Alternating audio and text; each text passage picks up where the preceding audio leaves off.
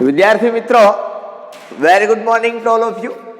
ધોરણ 12 chapter number 13 amine સંયોજનો ઉપર આપણે ચર્ચા કરવી છે. આગળના લેક્ચરની અંદર આપણે એમાઇન સંયોજનોમાં ચર્ચા કરવાની છે અથવા તો વાત કરવાની છે, બરોબર? કે આગળના લેક્ચરની અંદર આપણે સ્વાધ્યાયમાંથી, લખાણ સંબંધિતમાંથી કે કોયડામાંથી જે બેઝિકતાને અસર કરતા જે કંઈ પ્રશ્નો હતા, બરોબર, એ ક્વેશ્ચનનું આપણે સોલ્યુશન કર્યું હતું, બરોબર. અને પછી એક નાનો એવો વાત કરી હતી આપણે એસાઇલેશન કે આલ્કાઇલેશનની વાત કરી હતી. એટલે આપણે ફરી પાછીની ચર્ચા કરશું એટલે કન્ટિન્યુટી રહેશે, એટલે તમને પણ થોડીક મજા આવશે કે ભાઈ આલ્કાઇલેશન એસાઇલેશન કન્ટિન્યુટી ચાલે ને એટલે થોડીક અનુકૂળતા પડે. બહુ કંઈ મોટી વાત છે નહીં એમાં, બરોબર. ચાલો, રાસાયણિક ગુણધર્મની ચર્ચા આપણે કરતા હતા. રાસાયણિક પ્રક્રિયાઓ માટેની ચર્ચા આપણે કરતા હતા કે રાસાયણિક પ્રક્રિયાઓ શું છે, કેવી છે, શું હોય એની અંદર. આ બાબતની જનરલી આપણે ચર્ચાઓ છે એ કરતા હતા લેક્ચરની અંદર. જોઈએ આપણે આલ્કાઇલેશન છે, એસાઇલેશન છે, આ બધી પ્રક્રિયાઓ કઈ રીતે થાય છે, શા માટે, બરાબર, એની ચર્ચા કરીએ. હવે મૂળ આપણો ટોપિક રાસાયણિક પ્રક્રિયાઓનો હતો. એમાંથી પહેલી પ્રક્રિયા આપણે ભણ્યા હતા, બરોબર, બેઝિક સ્વભાવ અથવા તો બેઝ સાથેની રાસાયણિક પ્રક્રિયા અથવા તો બેઝિક સ્વભાવ એનો કેવો છે, મૂળ ટોપિક આપણો એ હતો. સેકન્ડ ટોપિક ઉપર આપણે જઈએ. સેકન્ડ આપણે આપેલો છે એનો આલ્કાઇલેશન. હવે આલ્કાઇલેશનની પ્રક્રિયા શું થશે અને કેવી રીતે થશે? હવે જો એક વખત તમને ખ્યાલ છે, તમે 11મા ધોરણની અંદર આલ્કાઇલેશન મેં તમને કીધું હતું, આલ્કાઇલેશન, એસાઇલેશન, બરોબર, ત્યાર પછી નાઇટ્રેશન, સલ્ફોનેશન, બરોબર, અને હેલોજિનેશન, આ 5 પ્રક્રિયાઓ છે એનો અભ્યાસ કરી ગયા. પણ એ તમે અભ્યાસ બેન્ઝીન ઉપર કર્યો છે. અહીંયા આપણે બેન્ઝીન ઉપર મતલબ એરોમેટિક અને એલિફેટિક આ બંને ઉપર પ્રક્રિયાનો અભ્યાસ કરવાનો છે, બરોબર. ચાલો, હવે પહેલા હું સિમ્પલ સોબત વાત કરું કે માનો કે આપણી પાસે એમાઇન સંયોજન છે. આલ્કાઇલેશન એટલે CH3Cl સાથે થાય તો આપણે એમોનોલિસિસની અંદર આ પ્રક્રિયા ભણી ગયા છીએ. અહીંથી Cl ને અહીંથી H, એટલે અહીંથી બનશે આપણી પાસે RNH અને અહીંયા બનશે CH3 પ્લસ અહીંયા આવશે HCl. એવી જ રીતે માનો કે તમારી પાસે એનિલિન છે, એરોમેટિક છે. મારી ભૂલ હતી કાલની, આમ ભૂલ નહોતી, આમ સાચો હતો હું, બરોબર. પણ અહીંયા ઉદ્દીપકથી પ્રક્રિયા નહીં થાય. શા માટે હું તમને ઇલેક્ટ્રોન અનુરાગી વિસ્થાપન પ્રક્રિયા ભણાવીશ ત્યારે કહીશ. તો અહીંથી હાઇડ્રોજન ને અહીંથી Cl માઇનસ HCl, અહીંયા આવશે NH, અહીંયા આવશે CH3, બરોબર. આને કહેવાય N મિથાઇલ એનિલિન, બરોબર. ફર્ધર તમે હજી કરો તો ફર્ધર હજી થાય. આ પ્રક્રિયા આપણે ઓલરેડી તમે ભણી ગયા છો, એ જ પ્રક્રિયા છે, same to same, nothing else. આમાં બીજો કોઈ જાતનો ચેન્જીસ નથી. તમે ઇથાઇલ રાખો તો અહીંયા ઇથાઇલ થાય, અહીંયા તમે એ પ્રમાણે જોડો તો એ પ્રમાણે તમને સંયોજન છે એ બને અથવા તો તમને મળે, બરોબર. આ સિમ્પલ અને સોબત વાત થઈ આલ્કાઇલેશનની. થર્ડ વન ઉપર આપણે જવું છે, કારણ કે મારે કાલે થોડીક એવી મારી માઇનોર મિસ્ટેક હતી. આમ જો તો મિસ્ટેક નથી, બરોબર, પણ એ પ્રક્રિયા નિર્જલ HCl થી મેં તમને કરાવી હતી. ખરેખર નિર્જલ HCl થી પ્રક્રિયા થાય નહીં. જે આપણે નિપજ જોતા હતા એ આપણે નિપજ મળે નહીં, એટલા એ બાબતે હું ખોટો હતો. આલ્કાઇલેશન જોઈ વાત કરીએ આપણે અત્યારે એસાઇલેશન માટેની, બરાબર. એસાઇલેશનની પ્રક્રિયા આપણે કરવી છે. આપણને એવું સ્પષ્ટપણે કીધું છે કે પ્રાથમિક અથવા તો પેલા વાત કરીએ કે એલિફેટિક અને એરોમેટિક 1 ડિગ્રી અને 2 ડિગ્રી એમાઇન સંયોજનો એસિડ ક્લોરાઇડ,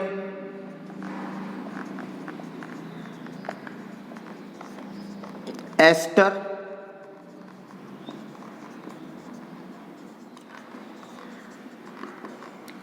એનહાઇડ્રાઇડ,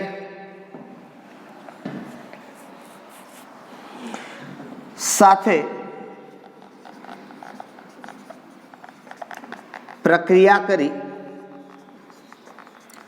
નિપજ તરીકે એમાઇડ આપે છે. હવે જોજો ખાસ, કહેવાનો મતલબ મારો આખો એ હતો તમને કે એટલી આપણે વાત કરવી હતી કે ભાઈ એલિફેટિક અને એરોમેટિક 1 ડિગ્રી અને 2 ડિગ્રી એમાઇન આ એસાઇલેશનની પ્રક્રિયા આપે, 3 ડિગ્રી આપે નહીં. બરોબર. ચાલો હવે પહેલા જોઈએ આલ્કાઇલેશન કોના કોની સાથે થાય. એમ આલ્કાઇલેશન કોની કોની સાથે થઈ શકે? તો કે ભાઈ 1 ડિગ્રી 2 ડિગ્રી એમાઇનની પ્રક્રિયા કરવાની તમારે એસિડ ક્લોરાઇડ, એસ્ટર અથવા તો એનહાઇડ્રેટ સાથે. કોને કોને શું કહેવાય એ તમને દરેકને હું નામ સાથે સમજાવીશ કે એનહાઇડ્રેટ એટલે શું, એસિડ ક્લોરાઇડ એટલે શું, એસ્ટર શું છે. જો એસિડ ક્લોરાઇડ ઇઝ નથી, માનો કે આટલી તમને ખબર હોય કે આ જે વસ્તુ છે આને તમે એસિટિક એસિડ કહો છો. શું કહો છો આને? Acetic acid. અહીંથી તમે હાઇડ્રોજન કાઢી નાખો, સોરી ફોર દેટ, અહીં તમે OH કાઢી નાખો અને Cl મૂકો એટલે આને એસિડ ક્લોરાઇડ કહેવાય. જો ખાલી હાઇડ્રોજન કાઢી નાખો તો એને એસ્ટર કહેવાય. બરોબર છે. આવી રીતે માનો કે તમે એમાંથી હાઇડ્રોજન કાઢી નાખો એટલે આ બન્યું એસ્ટર, પણ આ જ ભાગ પાછો સાથે જોડી દો એટલે એનહાઇડ્રાઇડ બને, CH3 C ડબલ બંધ O. આ ભાગ પાછો જોડો, C ડબલ બંધ O અને CH3. આ એનહાઇડ્રેટ કહેવાય. શું કહેવાય? Acetic anhydrate. એમ શું કહેવાય ને? Acetic anhydrate. બીજું કંઈ નથી. એસિટિક એસિડના બે અણુ છે એ જોડાણા હોય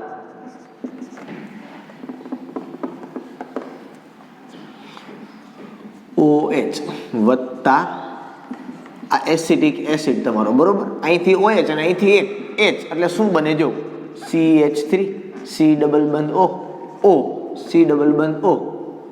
અરે યાર અહીંયા CH3. આને શું કહેવાય? Acetic anhydrate. એનહાઇડ્રેટ એટલે નથિંગ બટ એસિટિક એસિડમાંથી પાણીનો અણુ દૂર થયો છે એટલે આને કહેવાય એસિટિક એનહાઇડ્રેટ. જો અહીં ફોર્મિક એસિડ હોય, અહીંયા શું હોય? ફોર્મિક એસિડ હોય તો આને ફોર્મિક એનહાઇડ્રેટ કહેવાય. જો ત્યાં શું હોય? ફોર્મિક એસિડ હોય તો એને ફોર્મિક એનહાઇડ્રેટ કહેવાય. બરોબર. તે પ્રમાણે કાર્બનની સંખ્યા બદલે ટૂંકમાં આ જે સમૂહ બન્યો આટલો આને એનહાઇડ્રેટ સમૂહ કહેવાય. બરોબર. આને એસિડ ક્લોરાઇડ કહેવાય, આને એસ્ટર કહેવાય. બરાબર છે. ઓકે ચાલો 1 બાય 1 જોશું આપણે પ્રક્રિયા એટલે ખબર પડશે. 1 ડિગ્રી સાથે પણ આપે, 2 ડિગ્રી સાથે પણ આપે, 3 ડિગ્રી સાથે આપે નહીં. બરોબર. તો આ જનરલી તમને સ્પષ્ટપણે સૂચન કરેલું છે કે પ્રાથમિક અને દ્વિતીયક, પછી એલિફેટિક હોય તો પણ આપે ને એરોમેટિક હોય તો પણ આપે. કઈ રીતે પ્રક્રિયા કરે છે એની પહેલા આપણે ચર્ચા કરશું. પહેલા પ્રાથમિક સાથે જોઈએ. તમારી ટેક્સ્ટ બુકમાં આપી છે એ જ રિએક્શન હું તમને આપું અને ત્યાર પછી હું તમને આગળ લઈ જાઉં. બરોબર. પ્રક્રિયાઓ એકદમ સરળ છે, એમાં કંઈ નથી. જોતું હોય તો લખી લેજો, બાકી આપણે આગળ લખવાના જ છીએ એટલે કંઈ બહુ મોટી વાત નથી આની અંદર.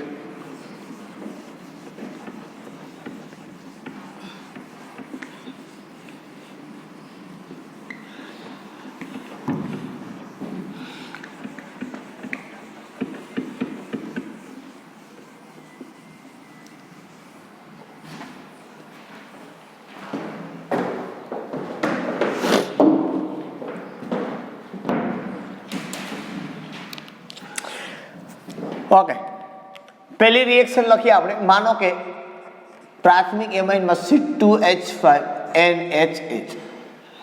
આ પ્રાથમિક એમાઇન આપણો થયો. બરોબર. હવે આની પ્રક્રિયા એસિડ ક્લોરાઇડ તમે લ્યો કે કોઈ પણ લ્યો. માનો કે હું એસિડ ક્લોરાઇડ પહેલા લઉં. બરાબર. તો આવી રીતે લખું. હું પહેલા ઊંધો લખું છું, એસિડ ક્લોરાઇડ ઇઝ નથિંગ. પહેલા હું તમને સિમ્પલ સોબત સમજાવી દઉં પ્રક્રિયા થાય કેમ. બરોબર. પછી આપણે એની ક્રિયાવિધિની વાત કરશું. બરાબર.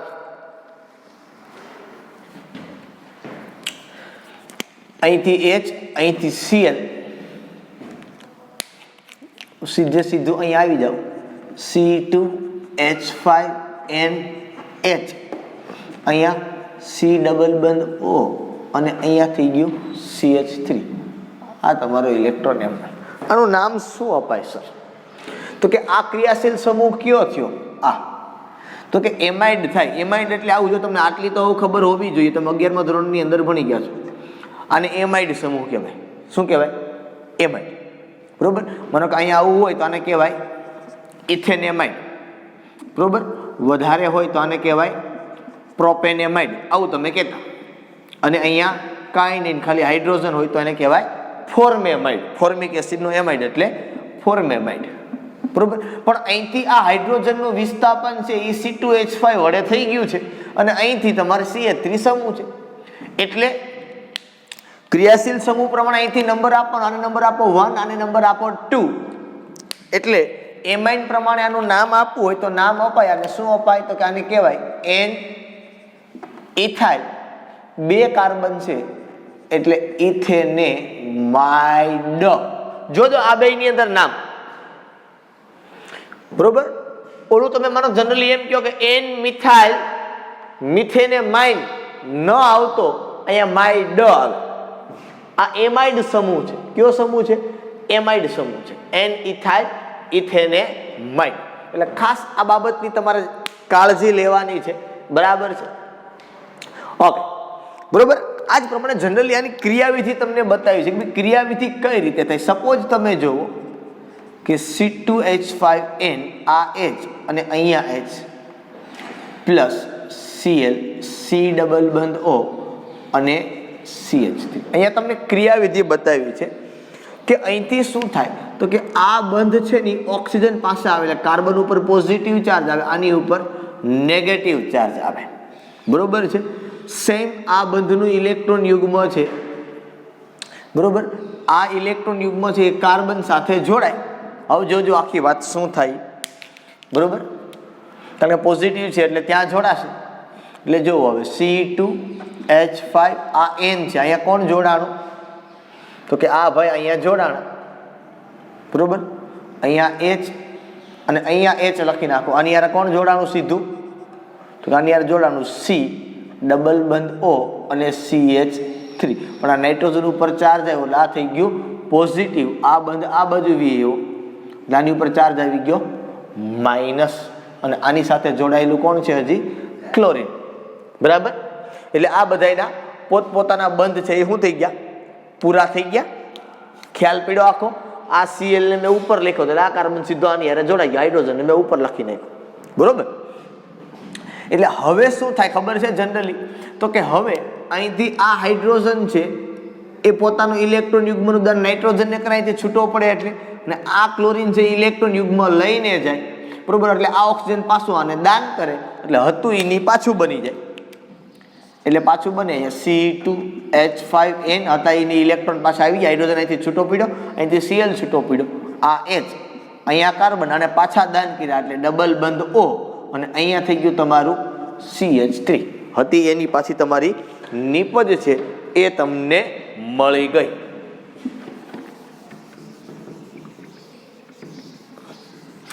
બરાબર. એ ક્રિયાવિધિ છે કે ભાઈ આ રીતે જનરલી પ્રક્રિયા છે એ થાય. મેં તમને ઇનફોર્મ ડાયરેક્ટલી શીખવાય. પ્રાથમિક એમાઇનની વાત કરી, ચર્ચા કરી આપણે દ્વિતીયક એમાઇન માટે કે ભાઈ C2H5NH. અહીંયા લખી નાખો, હજી એક તમારે ટેક્સ્ટ બુક પ્રમાણે ચાલુ છે એટલે C2H5. હવે તો કંઈ હોય નહીં, નાઇટ્રોજનના ત્રણેય બંધ પૂરા. એની સાથે આ જ પ્રક્રિયા પછી Cl C ડબલ બંધ O CH3. હવે જો એક વસ્તુ કે આ પ્રક્રિયાની અંદર આ એમાઇન છે ને એના કરતા પ્રબળ બેઝ પિરિડીનનો ઉપયોગ થાય છે. અહીંયા વત્તા HCl વધે, બરોબર. અહીંથી H અને C.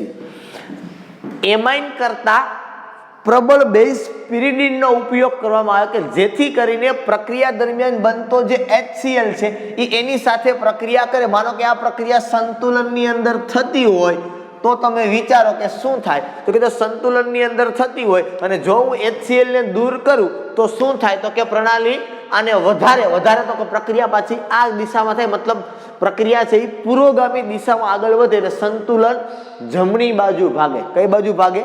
જમણી બાજુ ભાગે. કારણ શું છે તો કે આ પિરિડીન છે ને એનું સૂત્ર આવું થાય.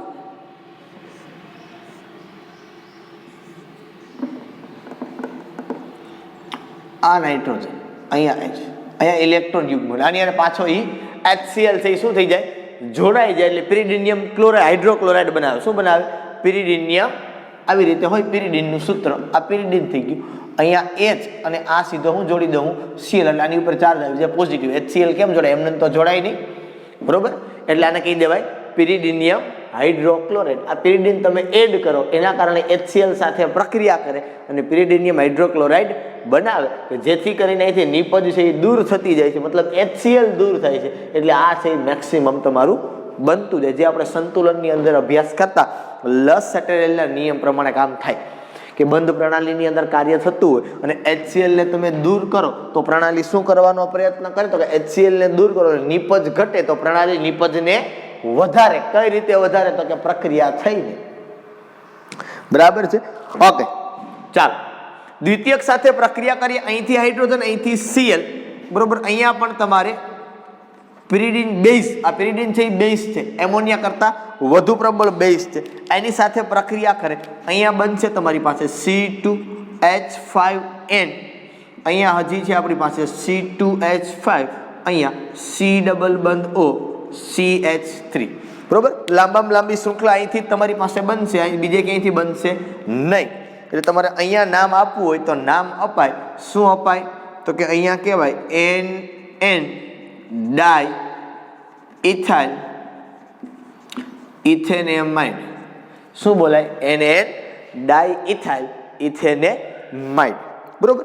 સપોઝ જો આ જ પ્રક્રિયા છે આપણે એસિડ ક્લોરાઇડને બદલે એનહાઇડ્રેટ થી કરીએ તો સપોઝ માનો કે પ્રાથમિક એમાઇન લઉં પાછો વત્તા એસિડ ક્લોરાઇડ ને બદલે એનહાઇડ્રેટ, તો મેં તમને કીધું હમણાં CH3 C ડબલ બંધ O C ડબલ બંધ O CH3, બરોબર. તો શું થાય? ઇન પ્રેઝન્સ ઓફ પેરિડીન, બરોબર છે. હવે સર અહીંયા કેમ પ્રક્રિયા થાય? અહીંયા તમે જો આ ઓક્સિજન છે ને આને પેરોક્સી કહેવાય. પેરોક્સી તો ન કે ઓક્સિજન બાજુમાં હોય તો જ પેરોક્સી કહેવાય. હવે આ ઓક્સિજનમાં અહીંથી બંધ તૂટે કારણ કે કાર્બન ઓક્સિજન વચ્ચે વિદ્યુત ઋણતાનો તફાવત થાય એટલે આ ઇલેક્ટ્રોન યુગમાં આખું કોણ ખેંચી જાય? ઓક્સિજન. આની ઉપર કેવો ચાર્જ આવે? પોઝિટિવ. આની ઉપર કેવો ચાર્જ આવે? નેગેટિવ. અહીંથી હાઇડ્રોજન નીકળે એ ક્યાં જાય તો કે પ્લસ તરીકે. કોની પાસે જાય? ઓક્સિજન પાસે. આ સીધું આની યારે જોડાશે હવે કારણ કે આ ઇલેક્ટ્રોન યુગમાંથી આની પાસે ગયું હોય. હાલો કોની જેમ અહીંથી H જાય એ આ બાજુ જાય, બરોબર. કેમ Cl માઇનસ માં જતું હતું એમ આ માઇનસ પાસે જાય. પહેલા આને જોડી દઉં. શું બન્યું અહીંયા તો કે C2H5 C ડબલ સોરી અહીંયા N અહીંયા H અહીંયા એવું C ડબલ બંધ O અને CH3 વત્તા અહીંથી લખું છું, અહીંથી જ લખાય ખરેખર CH3 C ડબલ બંધ O અને અહીંયા જોડાનું H. એટલે આ શું બની ગયું? એસિટિક એસિડ, બરોબર. અહીંયા નામ લખો તો લખાય. શું લખાય તો કે 1 અને 2.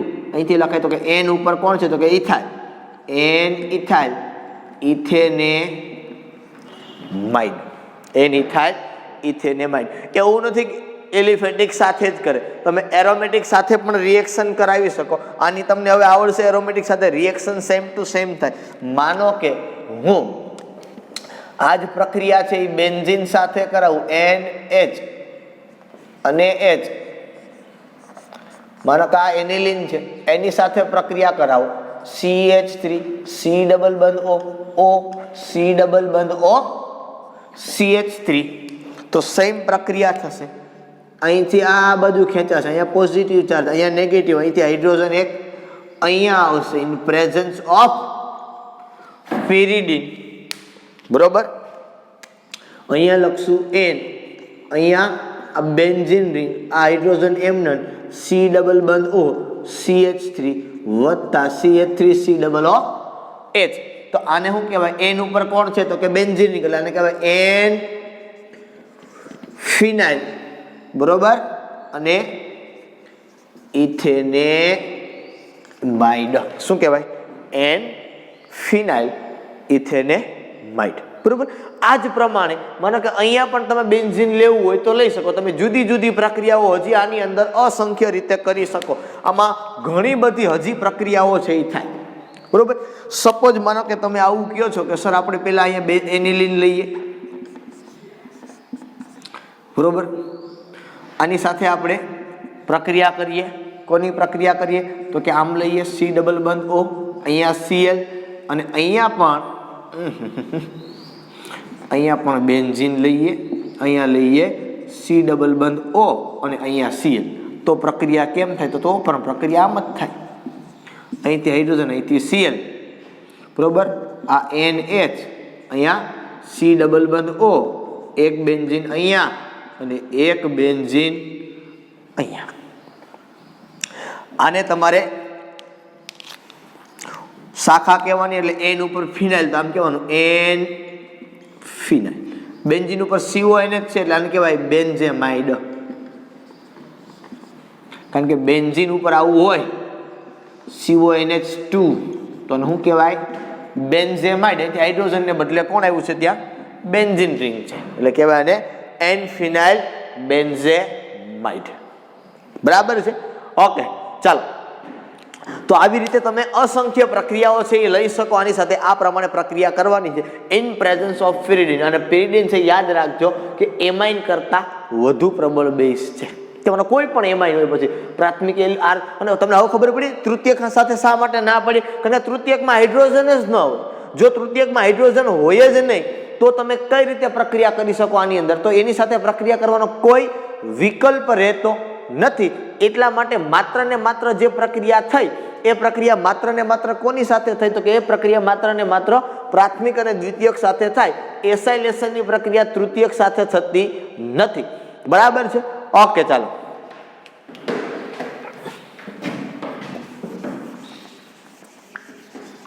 થોડોક ભેજ આવી ગયો છે, બોર્ડ સાફ કરવામાં ઇસ્યુ થાય એવું લાગે છે મને.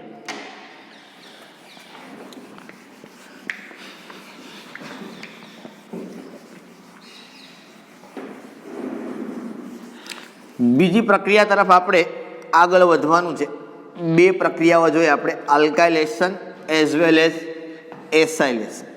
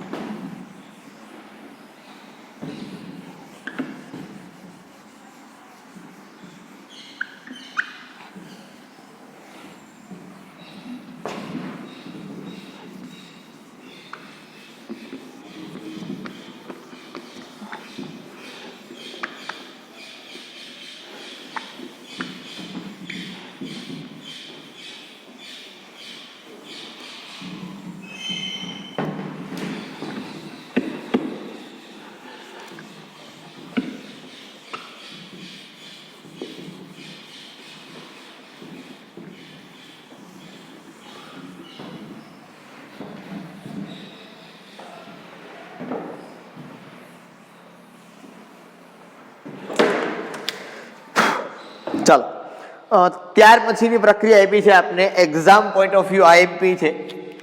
પ્રક્રિયાનું નામ છે કાર્બાઇલેમાઇન કસોટી. નંબર 4, ચોથો રાસાયણિક ગુણધર્મ છે કાર્બાઇલ એમાઇન કસોટી છે કે પ્રક્રિયા કાર્બાઇલેમાઇન પ્રક્રિયા અથવા આને કહેવાય આઇસોસાયનેટ કસોટી.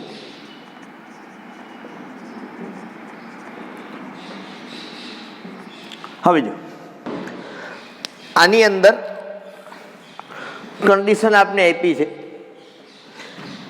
કે એરોમેટિક અને એલિફેટિક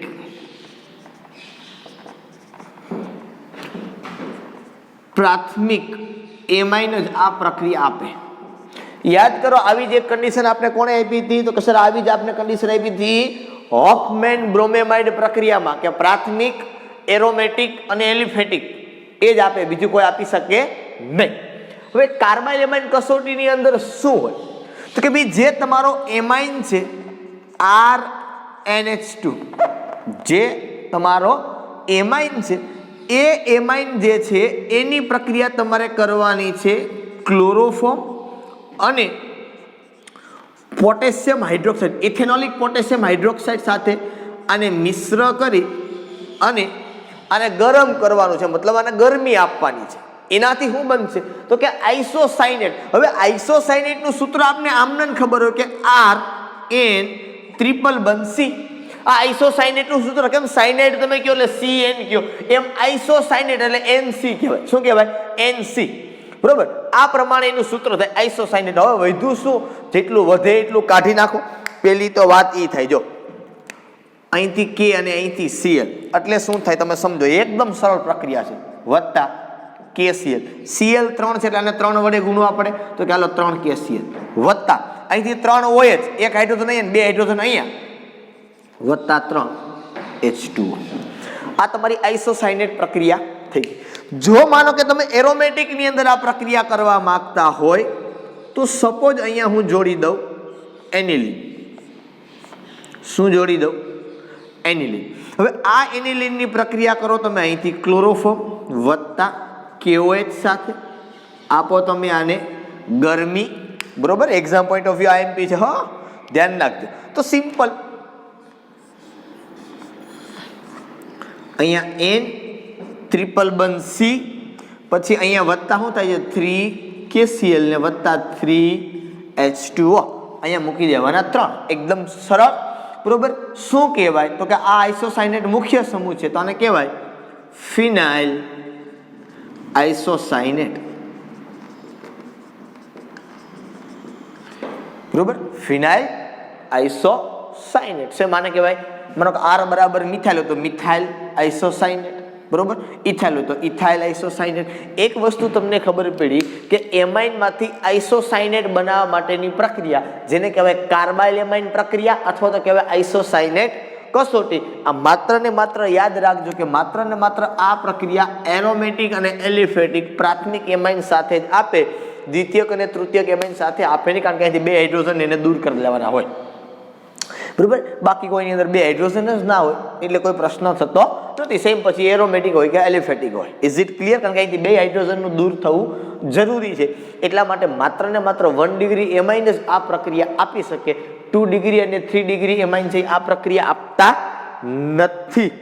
બરોબર, ઓકે. ચાલો ત્યાર પછીની પ્રક્રિયા ઉપર આપણે જવું છે. 5th નંબરનો રાસાયણિક ગુણધર્મ અથવા તો પ્રક્રિયા આપી છે તમને નાઇટ્રસ એસિડ સાથેની પ્રક્રિયા.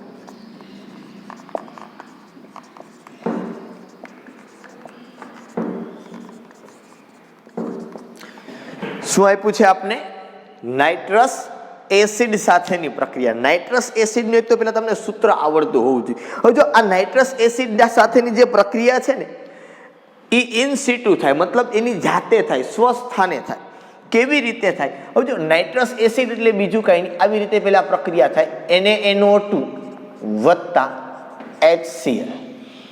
બરોબર, આ બે જોડાય ને એટલે બને અહીંથી HNO2 વત્તા NaCl. એટલે આ HNO2 બન્યું ને અને ઇન સિટુ બન્યું કહેવાય. કેવું બન્યું કહેવાય?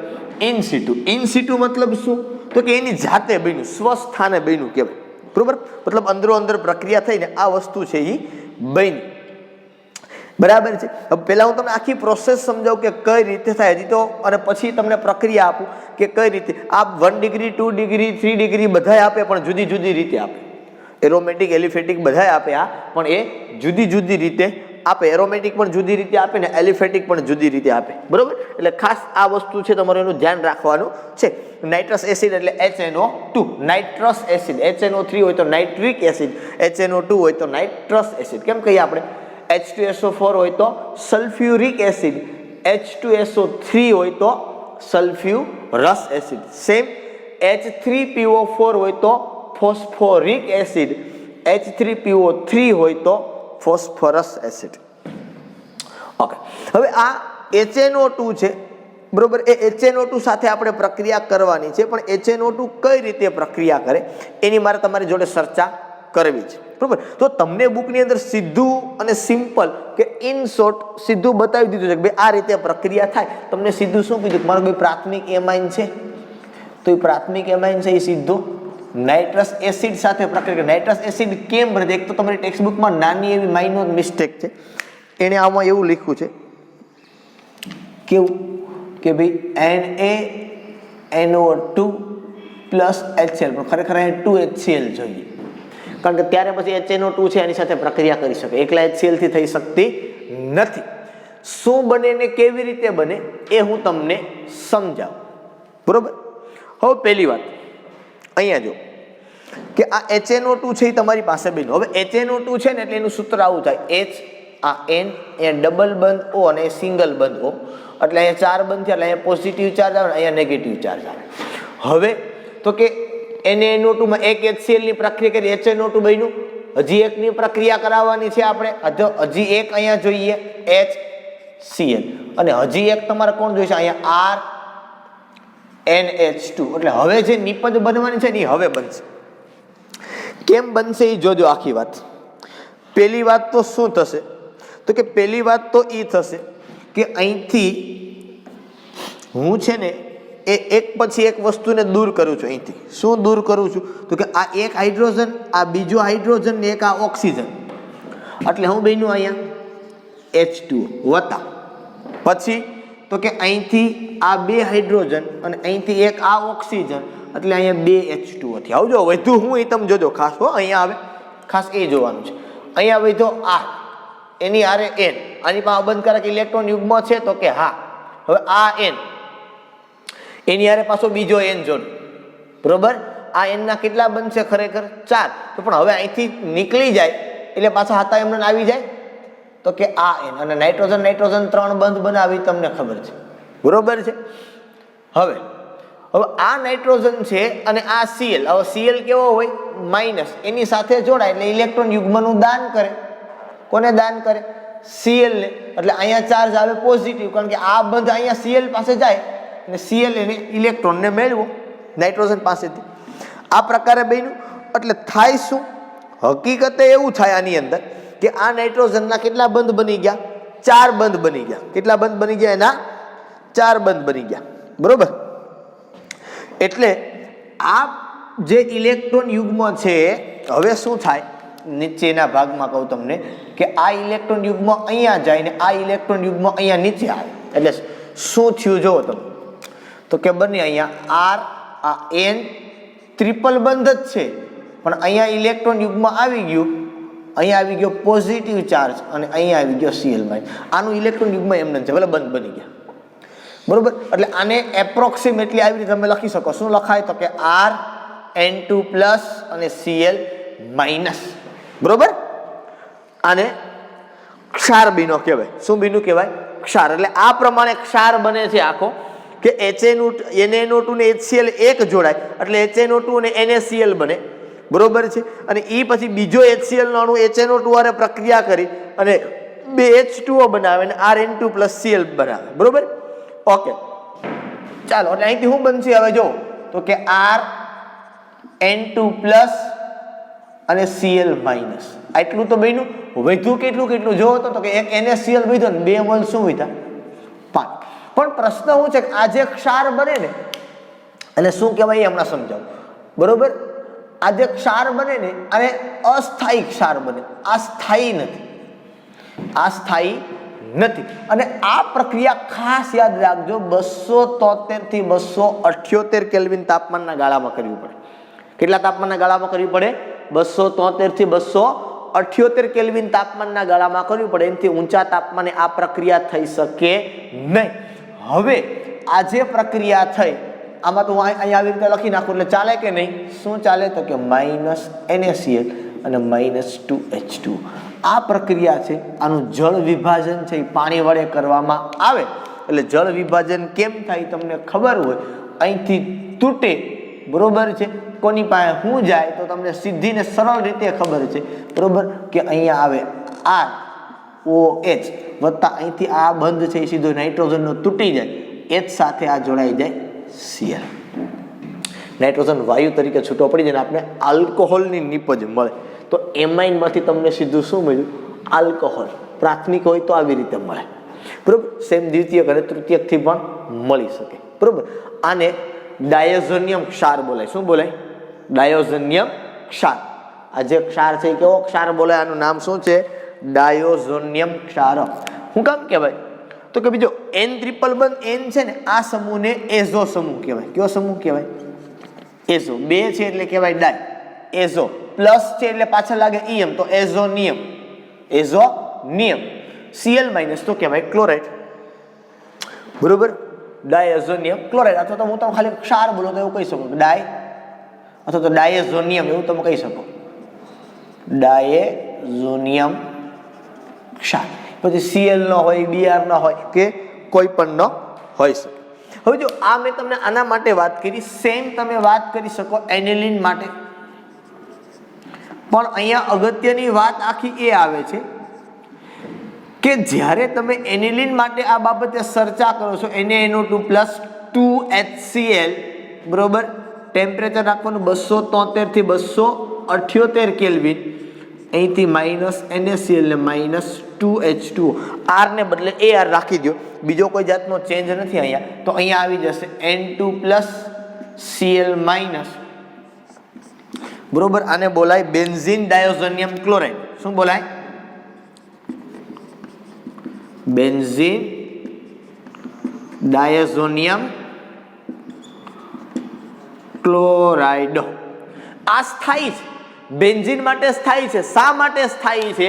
તો કે અહીંયા સંસ્પંદન થઈ શકે છે, અહીંયા સંસ્પંદન ન થઈ શકે, એટલા માટે આ અસ્થાયી છે અને આલ્કોહોલ નિપજ આપે છે, બરોબર. આ સ્થાયી છે એટલે અહીંયા કોઈ પ્રશ્ન આગળ રહેતો નથી. એટલે આની અંદર આ પ્રક્રિયા છે એ થઈ શકે, જ્યારે ઓની અંદર એ પ્રક્રિયા થઈ શકતી નથી. થાય છે ખરી, પણ એ મધ્યસ્થી નિપજ તરીકે મળે, મતલબ લાંબો સમય અસ્તિત્વ ધરાવી શકે નહીં. થોડા સમય માટે રહે, પછી પાછું છે એનું જળ વિભાજન કરો એટલે આ N2 પ્લસ એટલે સીધો નાઇટ્રોજન વાયુ N ટ્રિપલ બંધ N છે એ વાયુ તરીકે સીધો છૂટો પડી જાય. H પ્લસ આની આરે જોડાઈ જાય, OH આની સાથે જોડાઈને આલ્કોહોલ તમને નિપજ તરીકે આપે. દ્વિતીયક અને તૃતીયક એમાઇન છે એ પણ નાઇટ્રસ એસિડ સાથે જુદી જુદી રીતે પ્રક્રિયા છે એ કરે છે. કઈ રીતે કરે છે એ આપણે કહેવામાં આવ્યું નથી. આનો આપણે આખો ટોપિક ભણવાનો આવશે. બેન્ઝીન ડાયોઝોનિયમ ક્લોરાઇડ હોય કે બ્રોમાઇડ, મતલબ ક્ષાર. બેન્ઝીન ડાયોઝોનિયમ ક્ષાર છે એનો આપણે આના પછીનો આખો ટોપિક આવશે, કારણ કે આ ખૂબ અગત્યનો છે, બરોબર. જુદા જુદા પ્રકારના રંગકો બનાવવા માટે, ઔષધો બનાવવાની અંદર કોઈ નવો ક્રિયાશીલ સમૂહ દાખલ કરવા માટે એ ઘણી બધી જગ્યાઓ પર આ ઉપયોગી છે. ત્યાર પછીની પ્રક્રિયા આપણે લઈએ નંબર 6, એરાઇલ. આવું નામ આપ્યું છે, એરાઇલ સલ્ફોનાઇલ ક્લોરાઇડ લગભગ આપ્યું છે. એરાઇલ સલ્ફોનાઇલ ક્લોરાઇડ સાથે પ્રક્રિયા. ક્લોરાઇડ સાથે એકદમ સરળ પ્રક્રિયા આ છે, અથવા તો આને કહેવાય હિન્સબર્ગ પ્રક્રિયા, અથવા તો શું કહેવાય આને, બીજું નામ શું અપાય? હિન્સબર્ગ પ્રક્રિયક વડે એમાઇનનું, અથવા તો સ્પષ્ટપણે કહેવાય આવું કહેવાય 1 ડિગ્રી 2 ડિગ્રી અને 3 ડિગ્રી એમાઇનનું અલગીકરણ, બરોબર. હિન્સબર્ગ આ જે પ્રક્રિયક હું જોડવાનો છું એનું નામ છે હિન્સબર્ગ પ્રક્રિયક. હિન્સબર્ગ વૈજ્ઞાનિકનું નામ છે. તમને પ્રાથમિક, દ્વિતીયક ને તૃતીયક એમાઇનનું મિશ્રણ આપેલું હોય તો એ મિશ્રણને અલગીકરણ કરવા માટે એરાઇલ એટલે બેન્ઝીન રિંગ વાળી વાત છે, સલ્ફોનાઇલ ક્લોરાઇડ, આની સાથે પ્રક્રિયા તમે કરશો પ્રાથમિક, દ્વિતીયક, તૃતીયક એમાઇન, તો તમને જુદી જુદી પ્રક્રિયા આપશે. એના કારણે તમે એનું એમાઇન છે એનું અલગીકરણ કરી શકો છો. જોઈએ આપણે પહેલા પ્રાથમિક એમાઇનને જોડીએ આપણે, બરોબર. તો RNH2. એરાઇલ સલ્ફોનાઇલ ક્લોરાઇડ એટલે શું? તો કે વત્તા આ Cl. સલ્ફોનાઇડ એટલે બીજું કઈ નહીં, ડબલ બંધ O, ડબલ બંધ O.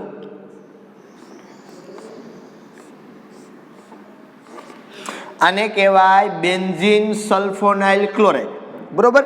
બસ હવે તો તમારી દૂડી જેવી પ્રક્રિયા. અહીંથી H, અહીંથી Cl, કરો જલસા.